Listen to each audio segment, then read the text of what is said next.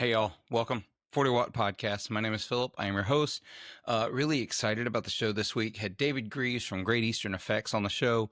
We talk about his new pedal that's coming out today. We talk about today as the episode is airing. I thought I'd get this episode out a couple of days before, but unfortunately it got pushed to the same day. But David, over on the Patreon episode, we actually get into things like the role of creativity in music and the role that Spotify plays in homogenizing music. And we have like a really deep conversation. And it's one of those weird episodes where I worry that the Patreon episode is actually better than the main episode.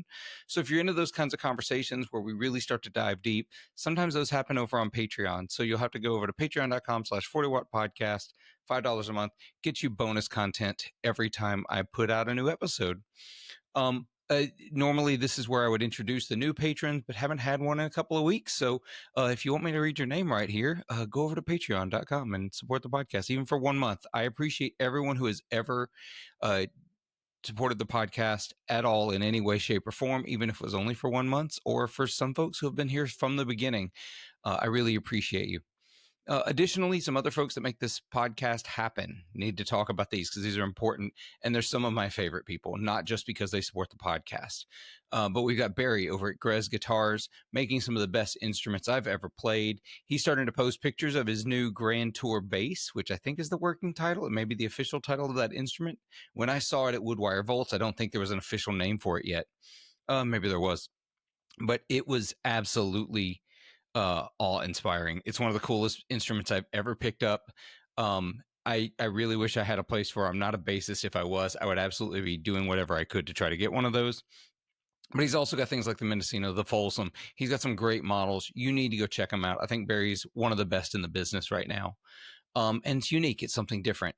Additionally, I want to thank Mark over at Summer School Electronics, making some of the also most unique effects pedals. I love his branding. I've got several, including one that'll be coming out in a couple of weeks. You'll be watching this space for a video coming out on it. So keep your eyes peeled for a new release from Summer School Electronics.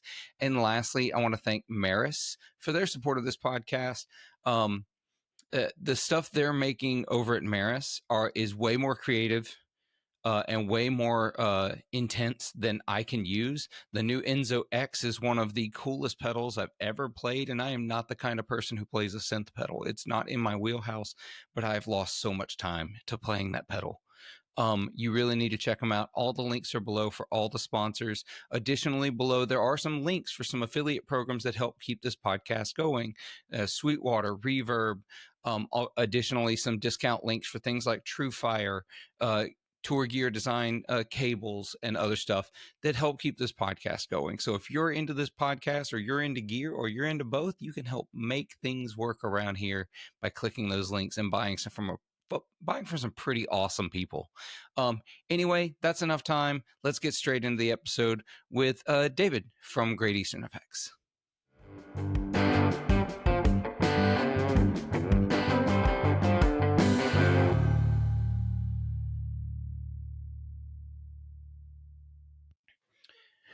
40 Watters, welcome to this week's episode.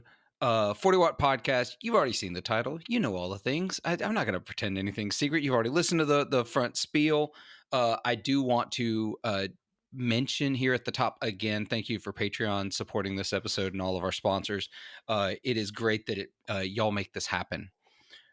This week, I have David Greeves from Great Eastern Effects on the show because, David, you've got new stuff coming out. You've already had new things come out and got new things coming out. It's been a while since we chatted. Yeah, I think the last time I spoke to you was probably maybe a year ago before before we brought the EXO variable crossover out. Yeah, we talked about the XO. We talked about, if I remember correctly, we talked on the episode how it's sort of a weird release. It's a little different. It's, a utility that opens up a lot of doors. So how'd that go for you? It was great, actually. It was. I had no idea what to expect. I think I probably told you at the time I wasn't even sure at points that I would release the pedal because it was kind of a strange thing. For anybody that doesn't know, it's basically a crossover, and a pedal splits your signal into a high frequency, low frequency half, and then you can run each through a different effects loop and put different effects on and mix them back together. And it actually surprised me in that it was really popular with bass players who kind of Hmm. got it straight away. It was really popular with kind of metal guys and a really different sort of audience to my more kind of straight ahead overdrive pedals. So anything that broadens the tent, gets more people to know you exist is a good thing. Yeah. And yeah, it's been great. It's with every pedal, I don't know what to expect, and every time I'm surprised, and people find new ways to use stuff, and it's continues to amaze me. It's great. I think also you've told me not in that episode but just later in us is having conversations I think when we were having a conversation on Instagram that it really got kind of adopted by a lot of synth players too. Yeah, yeah, exactly. And I'd love to say that I thought about all these people when I was developing it, and I didn't really, but I think the nature of it, in that it was just a quite an open ended device that split signals and mix them back together, and when something is that open ended, there's so many different ways to use it. And I've had amazing emails from people. A guy in the States recently was telling me he's using it on acoustic guitar and using it to um, through a like a bass synth for the low strings, and people come up with these amazingly creative ways to make a guitar or a bass do like three jobs at once. Uh, and again, I I just use it to sort of just slightly trim off how much the reverb just on the highs and a bit of tremolo on the lows. I'm so boring in the way I use this stuff, but so it's great that other people are more imaginative than me.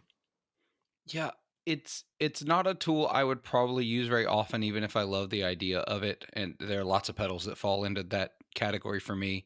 I'm just kind of a simple roots and blues player. But I thought of things with that pedal, the XO in particular. Bass players have been bi-amping for years, so this was sort of like right up bassist alley.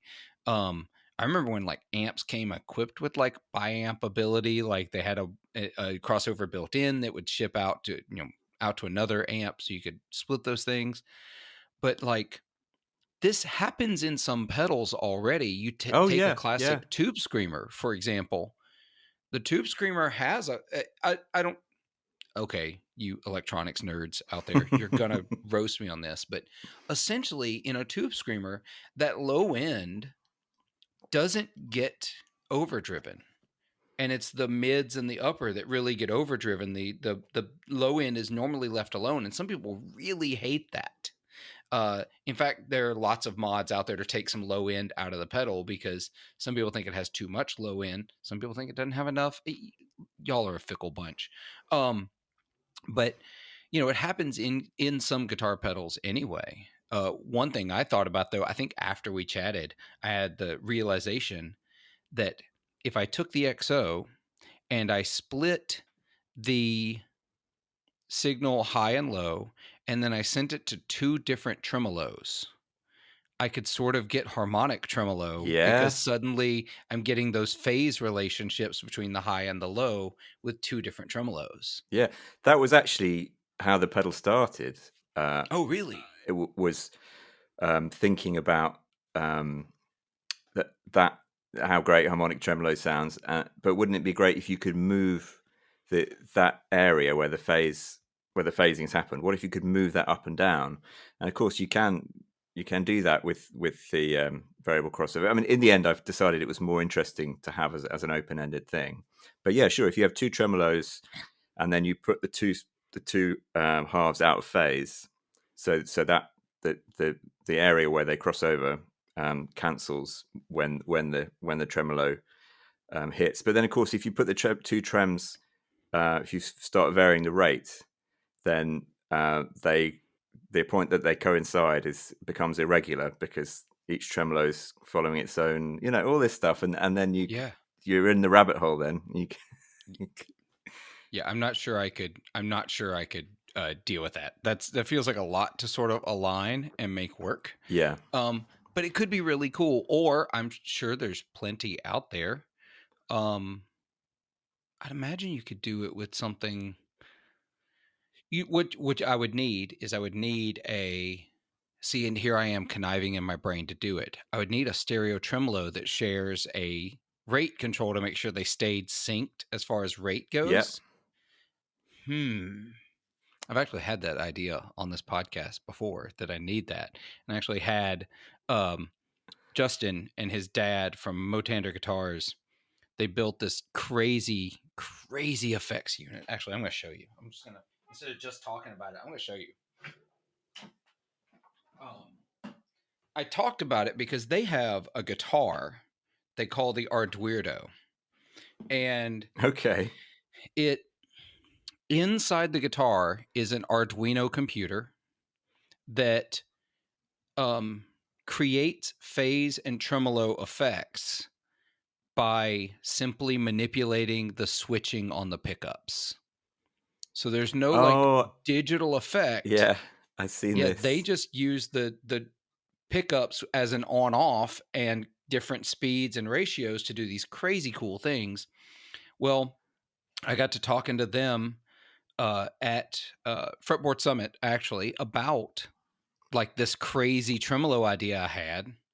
So they actually built me a box. You YouTube viewers can see this. They built me this. This is his dad on the front there. Um, but this is literally a Tupperware box. Like That's it's amazing. just all in there. It could pop open if I wanted it to. And they built me it's a stereo or mono tremolo that does two different tremolo speeds, and actually I think you can go up to three at one point. Um, two different tremolo ratios, but they share a rate control.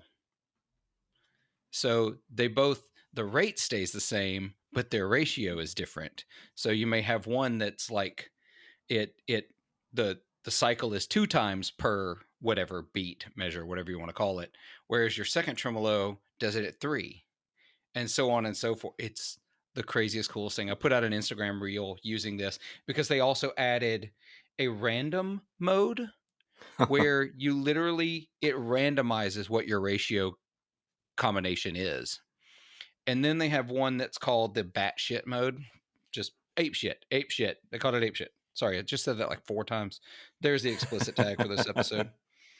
And in that mode, it not only does the random, but every few beats or measures, whatever you call it, it does random again, and it randomizes at random. And so it's the coolest thing ever. So yeah, I think there's lots of opportunities for taking something like that and then using something like the XO and getting guitar sounds that nobody's ever bothered to try and get before because they couldn't. Yeah, that's it. That's it. Sorry, that was a huge nerdy tangent. So you put out that last year. That was your only release last year. It was, yeah. Yeah. Yeah, then the second half of the year, I sort of shut down for a while. My workshop got refurbished, which is great. And then really just working on stuff for this year. So, as you said, I've already launched one pedal in February, getting ready to launch another. So, really, hit the ground running this year. So let's talk about that launch in February, because it's sort of it was a limited run, but it's a new. I want to call it like a new line. It's like a new avenue added to what you're doing now in like these. I don't know. You just get these parts where you're like, I can only get this many, and so I'm going to build this many of this thing. Obsolete devices, I believe, is what it was called. That's it. Yeah. Yeah. Look at my memory. I did not look that up. I just trusted my brain, and Joe Branton over at the Guitar Nerd said it enough to me that I trusted I got that right. So what it was really cool. It was a departure, not just aesthetically, but just style. It's a little different than things you've done in the past. Yeah, consciously different. I think. I think when I started Great Eastern Effects, I had a really clear idea in my head of what I wanted the company to be and what I wanted the pedals to be like. And part of that was I only wanted to do original designs. I didn't want to do, here's my tube screamer or here's my clon with an extra switch on it, and and I and I wanted to make things that I could keep making for as long as people were willing to buy them. So the first pedal I released, the small speaker overdrive, in the time it took me to get that from a design I was making in ones and twos to something I could make in 100 of, I had two different parts go obsolete, and I had to change things and go back, and that was a real early lesson of if you want to keep making stuff, make sure you can use generic parts. You can find the parts from anywhere. So with those pedals, I was really starting with a blank piece of paper and saying, okay, what do I want? With the small speaker overdrive, is like, I want to have the sound of a little champ mic'd up in the studio. I want that on my pedal board. Great. So how do we do that? And then you figure out through lots of trial and error and some theory and lots of listening, how to make that happen with components. But you're almost designing the components out of the picture, if you know what I mean. Yeah. But I'd kind of by deciding to go down this route, I sort of closed off a whole other approach, which I also really enjoy, which is to kind of start with some funky old components and say, what could this thing do? And I've been building up this big stash of old transistors and diodes and interesting things, and I've been wanting for a while to start using those things, but in a way that didn't confuse what Great Eastern Effects is about. So it kind of made sense to me to kind of start a little offshoot, which could be limited runs of weird and wonderful things. Either you just using some of these parts and seeing what I can make with them, or just trying out some ideas that are just quite odd and maybe only a small number of people will want to buy them. But it's been great actually to kind of open up the horizon of things I can work on, and to start using up some of these parts I've been collecting. Uh, Clear some space in the workshop. well, it gives me a reason to buy some more. So Well, I feel like it also gives you, because as a pedal builder, and we sort of talked about this, and I think it's an interesting conversation to be had around, you're looking, it's a creative outlet, but it's also a business, and so you sort of got to balance those two things out. Like, how creative can you be, but also at the same time you've got to be consistent and make these things that people want. And so I feel like the obsolete devices line gives you this opportunity to be like, you can make anything, because you're not tying yourself that this is a release we're going to continually make until people don't want it anymore. It's like, this is fun, we're going to make this many of them, and when they're gone, they're gone. yeah, that's it. And I think I do sometimes get tie myself in knots really with the main line of pedals. There always comes a point where I have to remind myself that, okay, this is never going to be the perfect thing for every player in every situation, and that's okay. I have to sort of just give myself a little pat on the shoulder and say, you've done your best, buddy. Just, you made a good thing. Now release it, rather than just wanting something like the designer drive, or I really want this to be something that everybody can get a sound they love out of, and that's just not how guitarists work, I don't think. And it, unfortunately, it's not really how the business works as well. I think there's so much cool gear being released all the time. It's natural that people sort of forget about you, and they forget about the thing you did several years ago. Yeah. Not because it's bad, just because there's been like 100 cool, shiny new things released since then. So um, that's another reason. I mean, again, I didn't really want to at the outset do a lot of limited runs.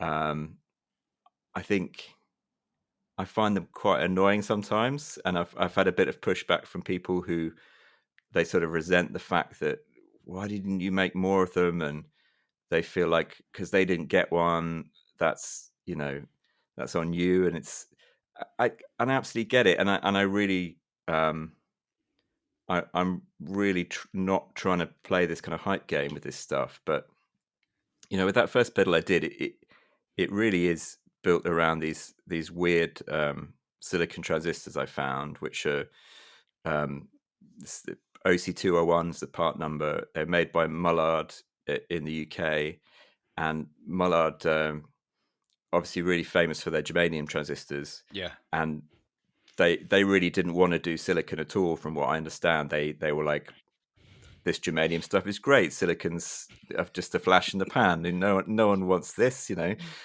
And so while Bell Labs and people in America had been making silicon transistors since the early 50s, Yeah. it was about 1959 before Mullard said, like, okay, fine, we'll do a silicon transistor.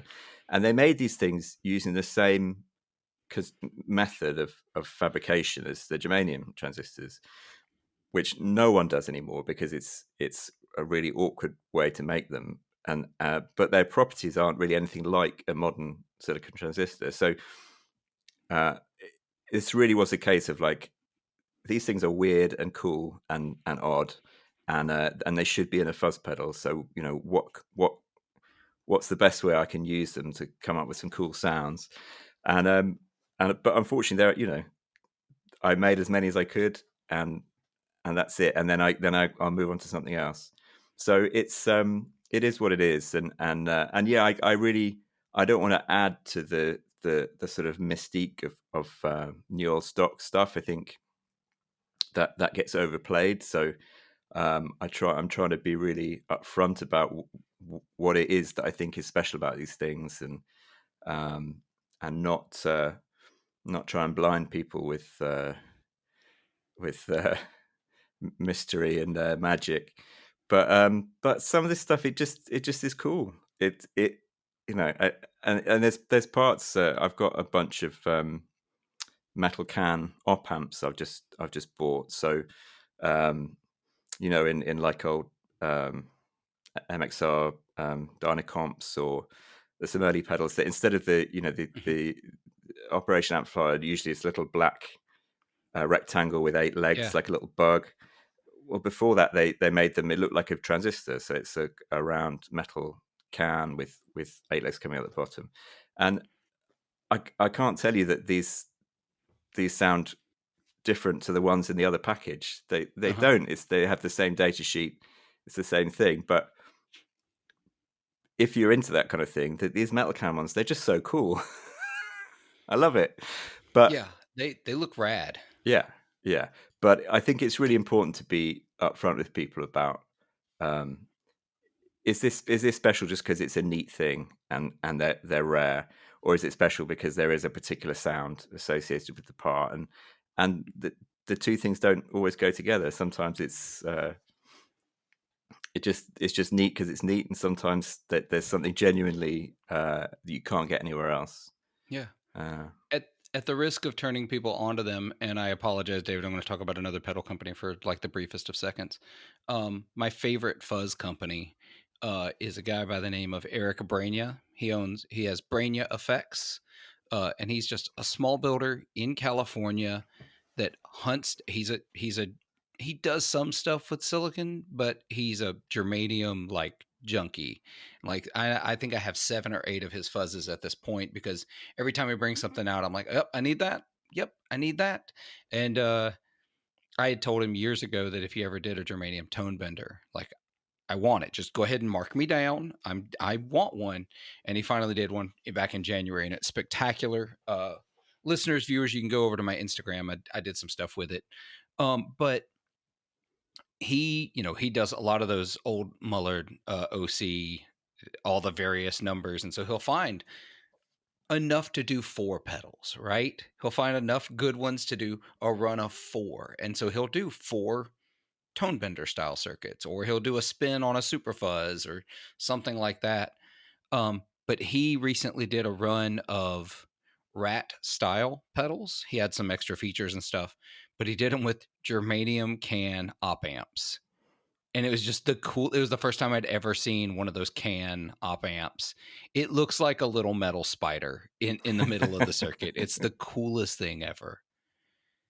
So, yeah, I love this idea, and of course, you're gonna make people mad doing limited runs. You're just going to. I remind people that everything is limited.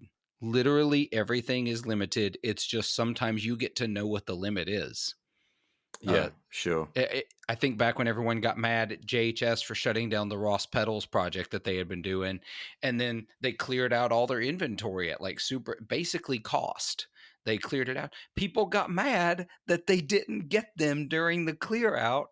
And I really wanted to be like, where were you for the 2 years you could have bought one from any retailer when they Yeah, were available? Why are you yeah. mad now? This is it. I mean, it's the reason why these limited runs and go so well and work is that they really give you a reason to spend the money today rather than Yeah. I can get that pedal anytime. No, no, it's you need to get it today. Yeah. Yeah, but I mean, with these obsolete devices pedals, I'm not trying to do uh,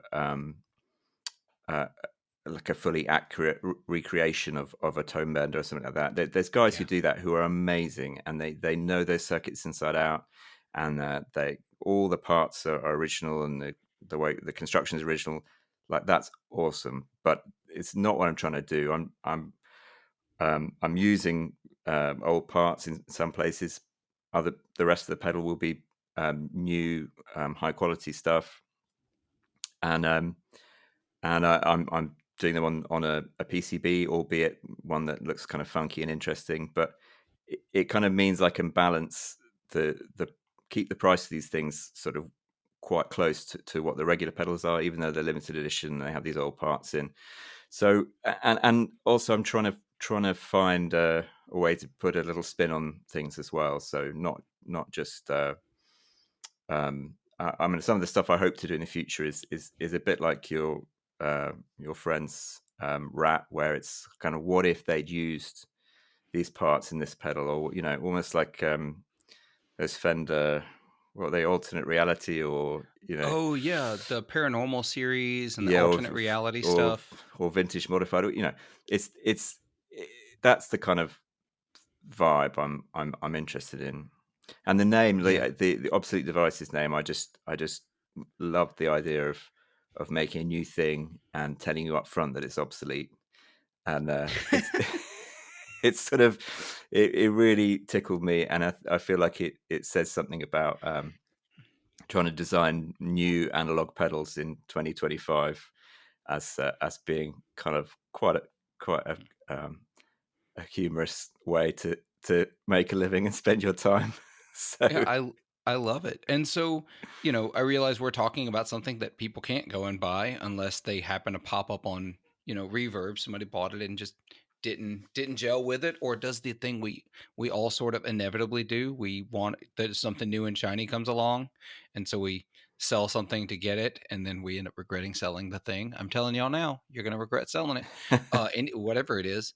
Um, so we're going to talk about another thing you've got coming out here in a minute, but as far as obsolete devices, do you already have like the next thing sort of in your head brewing? You don't have to tell us what it is. I know that like don't want to say it yet, but yeah, I do. I do. I've got it on a breadboard in the workshop, and it's sounding really cool. And always, I'm more excited about the thing that's half finished than the thing I'm supposed to be telling you about and releasing. So it's like when I was spending more time writing music, the next song I was going to write is always the one I'm most excited about, yeah. and which is good. I mean, that's what keeps it all going. But yeah, I've got a long list of stuff I want to try, stuff I want to do, and some of it will work, some of it won't. But it's great. I think I'm happy to be doing it. I'm happy the first one went so well. That means I can keep doing them, and it keeps me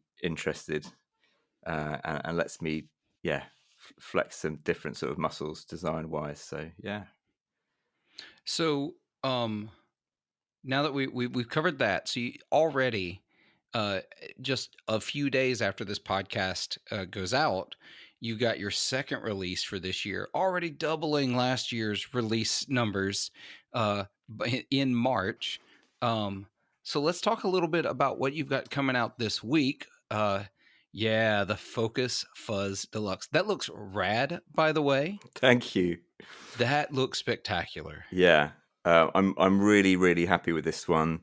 Um, it's been um, it's been in my mind almost since the first Focus Fuzz came out. Yeah. Um, Which I have, and that is a spectacular fuzz. It is yeah. one of those.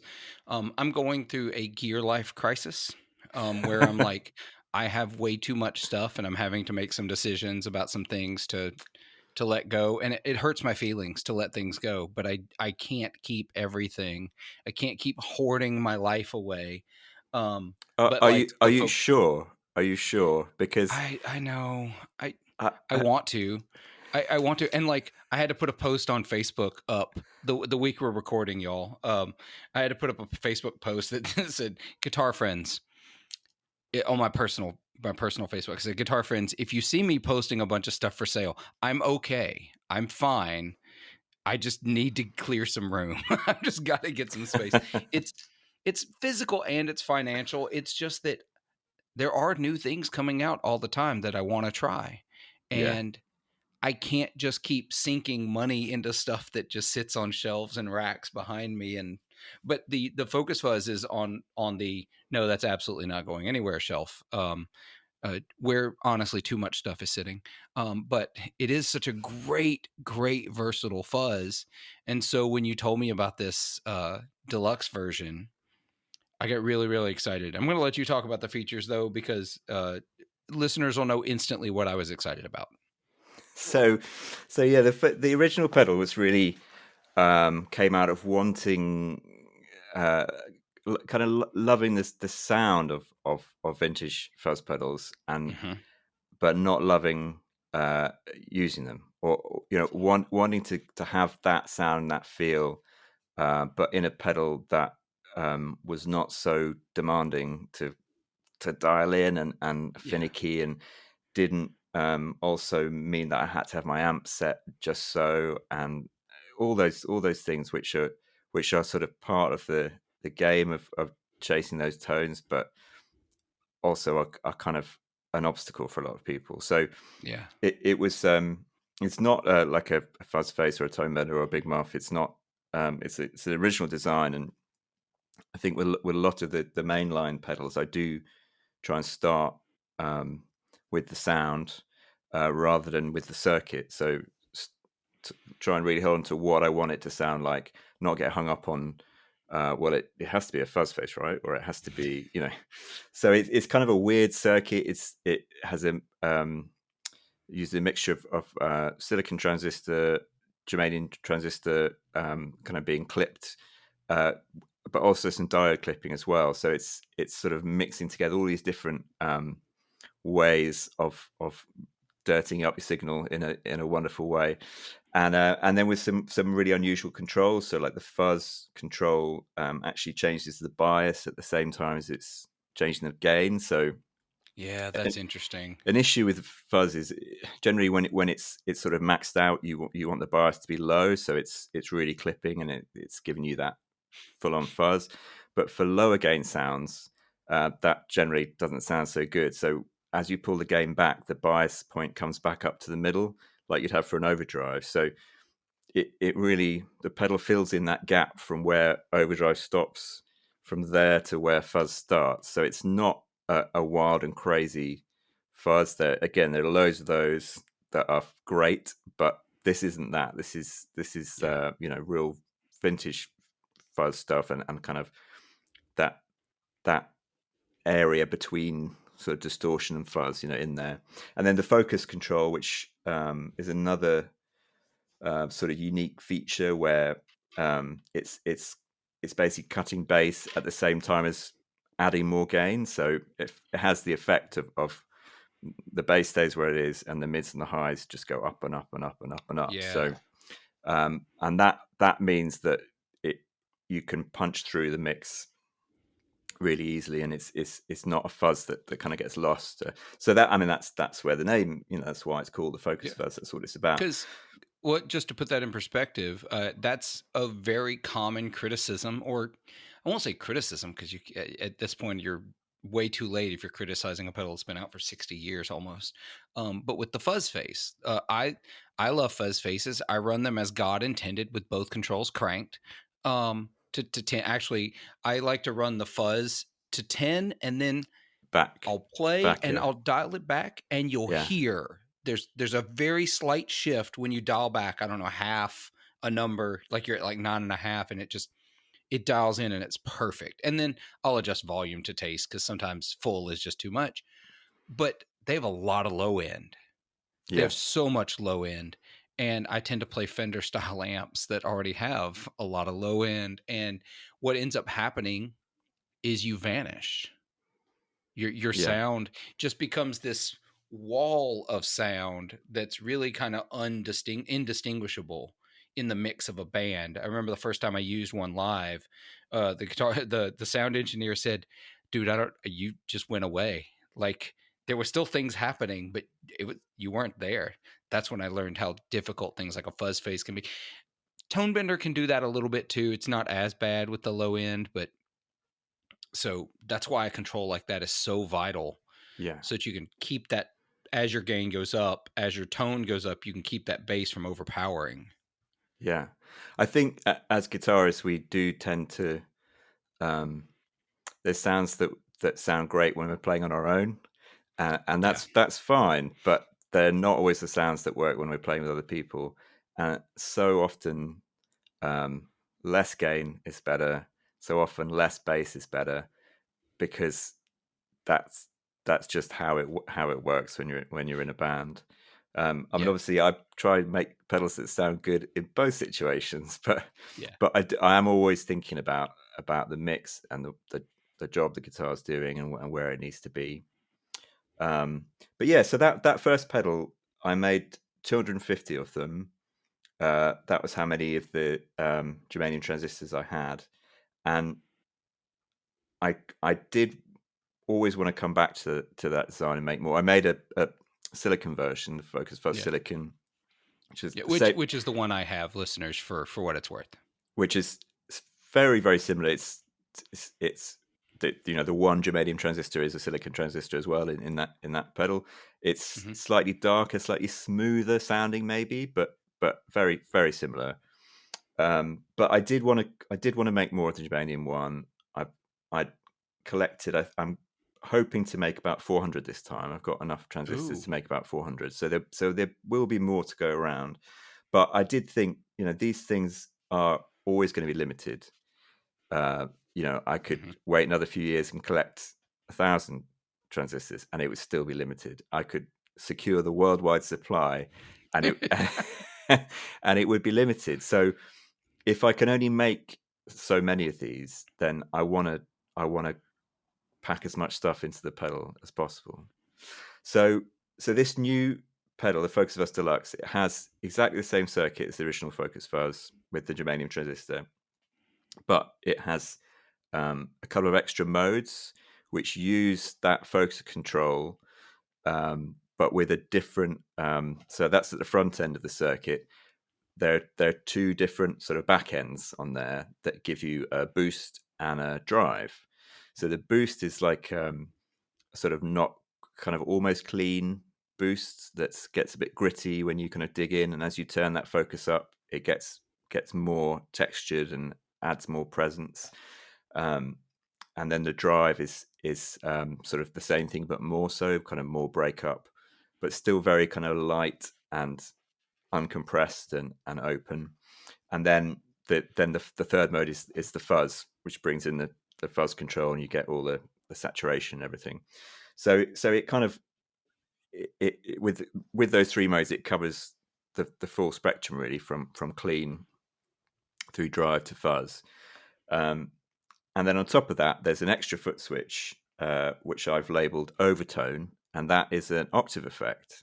Yes, So it it's is. Yes, it it is. it was So that's what I was waiting on. it was the thing. It was the thing that the most requested thing was like, do an octave fuzz. What can you do an octave version of Focus Fuzz? Do an octave fuzz. Do an octave fuzz. So I wanted to do octave fuzz, but I wanted to do it in the same spirit as the Focus Fuzz. So Yeah. basically, octave fuzz is such a great sound, such a great effect, but in the same way as Fuzz Face's vintage fuzz pedals, um, it can be really hard for people to kind of wrangle and Yeah. control and get on top of, and um, it's um, it's just not a super user friendly thing all the time. So what I've done in this pedal is I've put in a analog octave up circuit, so it gives you that the weirdness and all the kind of flavor of octave fuzz, or analog octave, but that is blended with some of the full range signal. Oh, yeah. So especially it's if you're using a lot of gain in the fuzz mode, um, that there's enough sustain there to hold the octave up. But if you're using it in the kind of cleaner settings, um, analog octave up, it can sort of choke out, sound a bit kind of strangled, and you lose sustain. So by blending in some of the full range signal, it just restores low end and sustain, so that the octave's just genuinely useful in all situations. So you can use the overtone effect. I'm calling it overtone because Yeah. uh, it's it's not just a marketing thing. I feel like it is a slightly different thing to a straight up octave. Um, it's not an Octavia or a green ringer style octave. It is kind of its own thing, and it made me think most of just bringing out those overtones that are kind of there already, but kind of exaggerating them. So Yeah. yeah, you can use that overtone mode on top of the boost, on top of the drive, on top of the fuzz. You can set the boost really clean and use it with another drive before the pedal or after the pedal. Like doesn't have a problem with being further down the signal chain. This pedal. So I Oh, think that's I good. think that's a really useful thing. Um, and yeah, it's one of those pedals that every time I plug it in, um, I I kind of get a little bit lost finding different sounds in there, and um, I'm supposed to be testing them to make sure they all work and boxing them up, and then I'm still on the first pedal because I'm messing around. Like, I can do that. That's really cool. So yeah, I'm super happy with it, and I hope that some of the people who missed out on the first Focus Fuzz can get one of these and get that original circuit, but then a lot more on top of it as well. Yeah. The octave portion of that, is that able to be used independently, or is it you'd have to be using the drive portion of the pedal? Yeah, the pedal has to be on. Okay. It's not like two separate pedals in a box. It Yeah. it, it is an extra uh, sort of effect or mode on top of the pedal. But with the boost mode, you can have it set pretty much clean and Yeah. and use the octave that way. Because everyone does it a little differently, and you get different sounds by doing it differently. Some build octave fuzzes where it's an octave that's added, that can be separately foot switched, but really it's essentially two separate pedals, and you're just deciding to use them both at the same time, putting them in one enclosure. Sometimes the octave is intrinsically linked to the function, depending on how it's put together. So everyone's a little different with their own sort of sound, and I love every single one of them. I've yet to find an octave fuzz I hate. I even love the MXR Blue Box, which is the low octave fuzz, Yeah, as unusable as it can be. I don't own one anymore. I love that it exists. I don't have one anymore because it really is a hard to use, but it's all octave fuzz is spectacular to me. yeah. It's my favorite fuzz, and it's my least used fuzz because it's not the most versatile thing on the planet. No, no. I think that's why it made sense to me to have it on a foot switch that you could kick in for that single note bit of your Yeah. solo, and then kick it off again when you want to go back to playing chords or double stops or the kind of voicings that just sound crazy and garbled with octave on. Yeah. But I mean, already someone said to me like, "Oh, I'd rather have had a foot switch to go between the drive mode and the fuzz mode.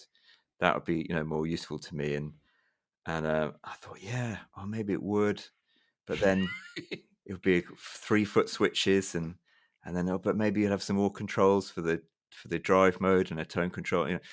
So I've I've tried to strike that balance between keeping it still really really simple, Hmm. really easy to dial in.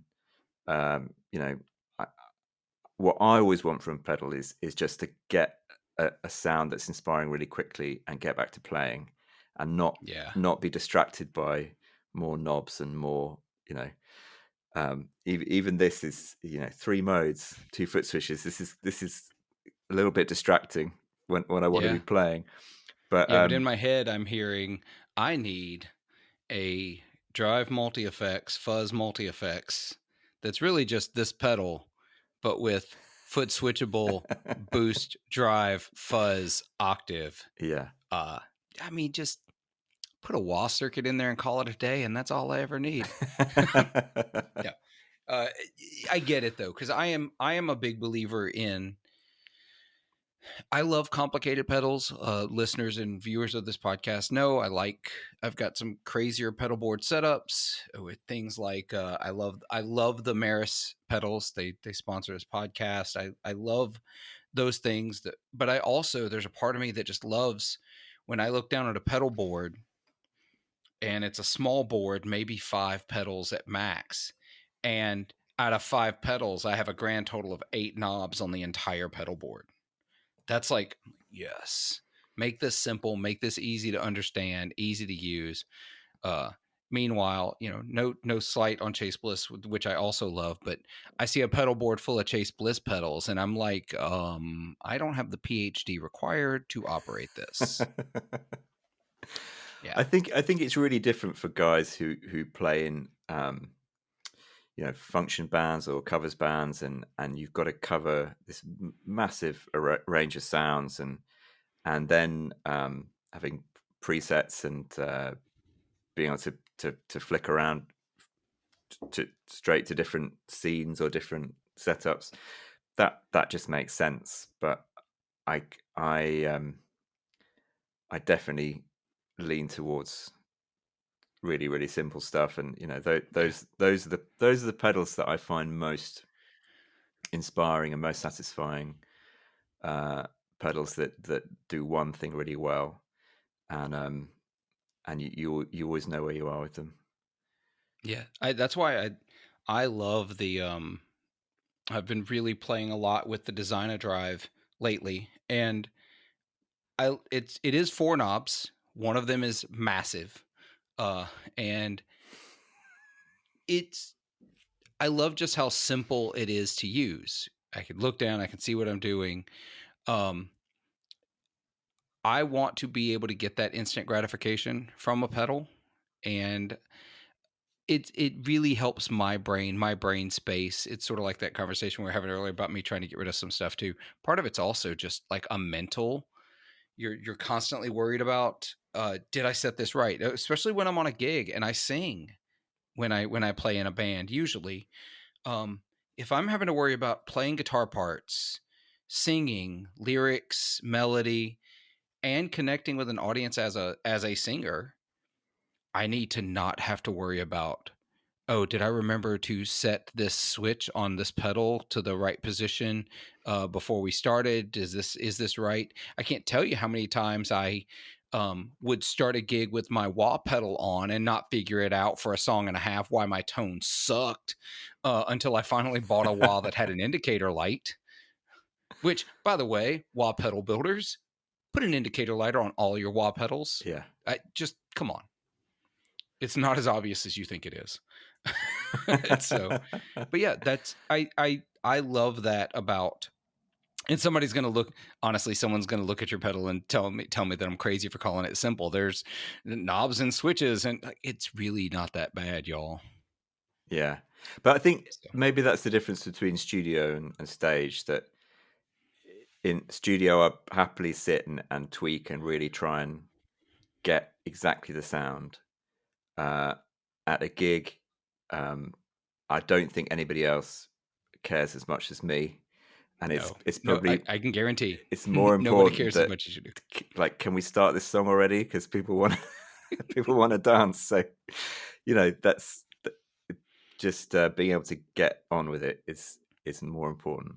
And yeah, I mean, the designer drive has the big knob that lets you go from kind of fat to thin, and that was really there for that moment where like, oh, this sounded great in sound check, and we're now one song in and I'm not cutting through, so I can just flick that switch 2 notches to the left, and my tone gets brighter and thinner, or if it sounds too thin, I can go the other way and it gets richer and fatter, and then I'm done, and I get on with playing. And the I I I think with tone like that, when you're chasing things, we were talking about this before we started recording, and sort of in the in the artistic pursuit of music or building pedals to get sounds and doing stuff like that, we can get really wrapped up in the idea of getting something perfect, and completely. we can tweak to our heart's content. And I have really tried to adopt this year. Um, I've known this phrase, and it's a cliche, but the idea that perfect is the enemy of done, and Yeah, I really just want to be get things done more than I want things to be perfect anymore. Because I know how much of like things I've wanted to do I've never accomplished because I was way too busy trying to get it perfect. yeah, yeah. No, I definitely. I wish I could convince my 20-year-old self of that it's taken me another 20 something years to figure that out. Um, Yeah, but yeah, I don't think we would be creative people if we didn't have that bit of us that wants to make it perfect. yeah, I don't think we would spend the energy we do thinking about stuff and trying to make it better, and dreaming things up and trying to make them happen, if we didn't have that bit. But it really needs to be balanced out with other other bits.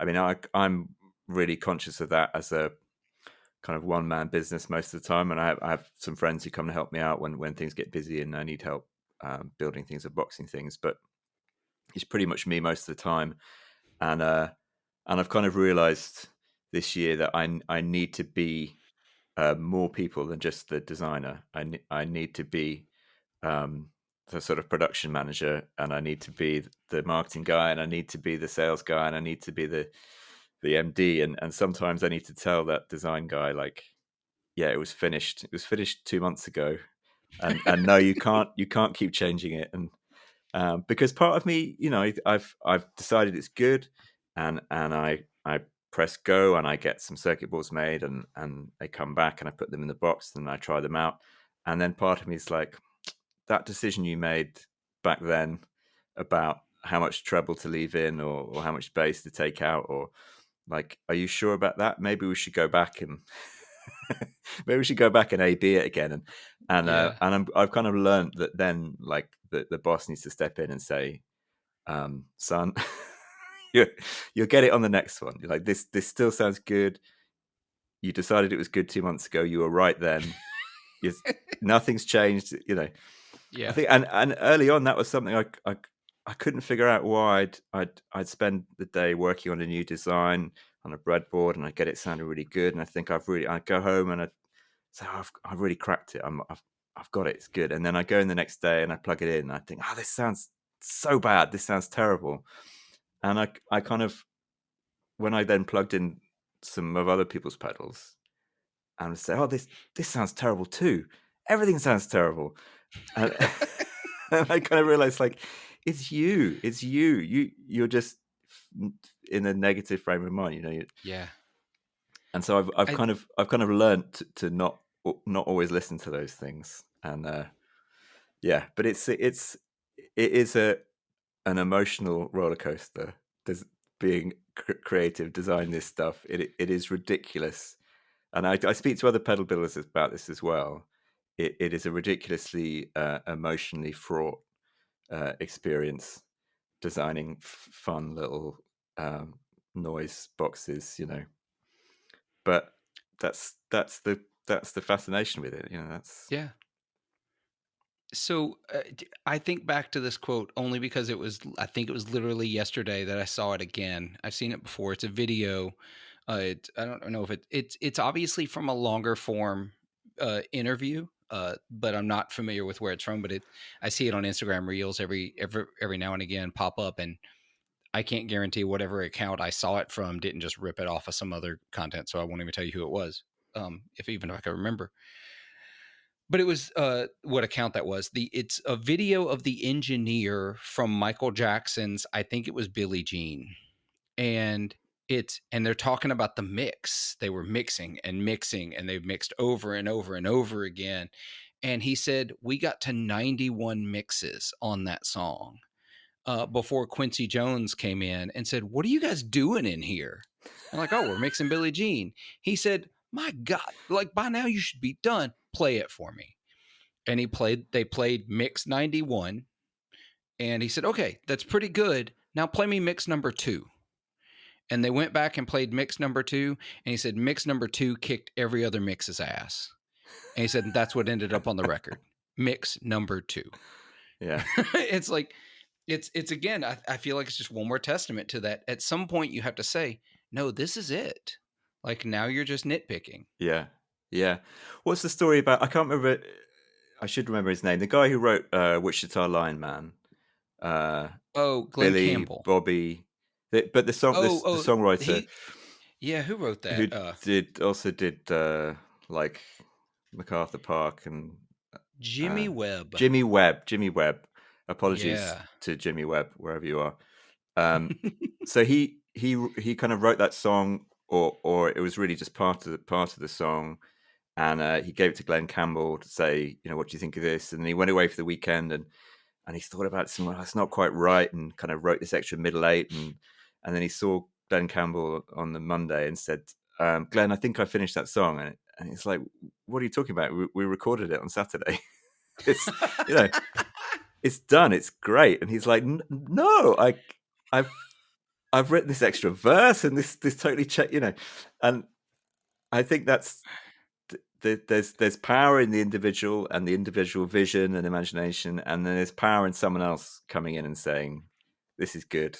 Let's go with Yeah. this. But I mean, I try really hard when I'm working on stuff to recognize when I've reached the point that I need to start working on it, and I need to just make 5 or 10 of these things and give them to other people, and Mm, what they will say is much more useful than what I think about it. But even then, I think sometimes when I said to a bunch of friends, like, well, what do you think of this obsolete devices? What do you think of this name for this new series of pedals? And a couple people said, like, that's a terrible idea. Like, don't call them obsolete. That's really stupid. And I had such a strong reaction of like, no, I'm absolutely going to do it. That's like yeah. feedback can work. Sometimes if you get feedback from people, you don't always have to agree with it, but you have to seek it and you have to listen to it. You don't have to follow it, Right. but it's really important part of the process. I But love that. That's a great lesson just in that before you move past that too quickly is that just getting the advice can be a huge help even if you don't follow any of it. yeah, yeah, Yeah. yeah. I think I'm very guilty of. I'm probably happiest working on stuff on my own, Hmm. and if you never show it to anybody, never share it with anybody, as scary as that is, and it is always scary. It doesn't matter how many times you've done it, how many times it's been successful before. Every time you're putting something you've made in front of other people, I think it's a scary thing. But Always. if you're not doing that bit, then you know why are you doing it? What what are you doing, man? Yeah. You've got to put it out there, I think.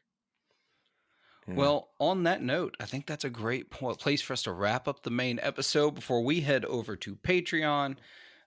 Listeners, you know the drill. You can go over to patreon.com/slash 40-watt podcast. You can get extra episodes every week that an episode goes out. David, I really appreciate you coming on. Tell everybody where they can find Great Eastern Effects.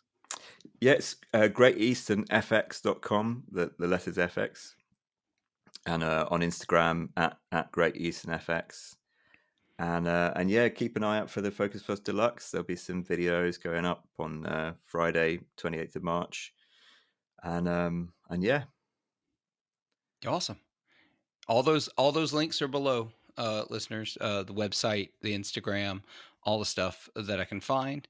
And I greatly appreciate David coming on. I appreciate all of you listening and hanging out and chatting, or listening and maybe chatting later over in the Discord server or in the Facebook group or wherever you decide you want to have conversations about the stuff we talk about. Be sure to go do that. And until we see you next time, be good to yourselves, be kind to each other, and make some noise.